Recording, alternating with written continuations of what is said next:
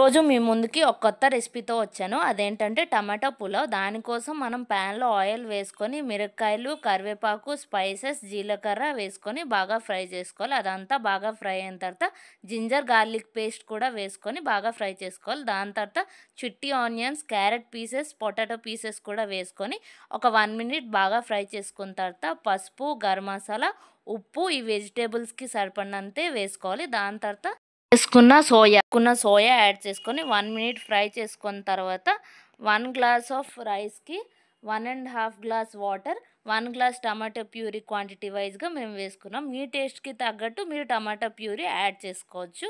మేమైతే ఇలా యాడ్ చేసుకున్నాం. అదంతా బాగా బాయిల్ అయిన తర్వాత స్వీట్ కార్న్ కూడా యాడ్ చేసుకొని బాగా బాయిల్ చేసుకున్న తర్వాత సాల్ట్ ఇంకొంచెం యాడ్ చేసుకున్నాం.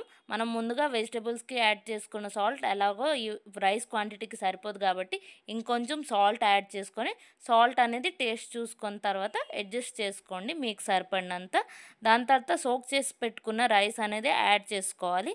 అదంతా ఒకసారి కలిపి మనం మూత అనేది పెట్టుకొని ఒక 2 విజిల్స్ వచ్చేంత వరకు వెయిట్ చేయాలి. అప్పటికి కూడా రైస్ అనేది కుక్ అవ్వకపోతే ఇంకొంచెం వాటర్ మనం మీదగా స్ప్రింకిల్ చేసుకొని మనం ఒక విజిల్ పెట్టుకొని మనం ఓపెన్ చేసుకొని కింద నుంచి పైకి బాగా కలిపి బాయిల్డ్ ఎగ్ ఇంకా రైతాతో సర్వ్ చేసుకుంటే బాగుంటుంది. ఇంగ్రీడియంట్స్ డిస్క్రిప్షన్లో మెన్షన్ చేస్తాను, చెక్ చేయండి.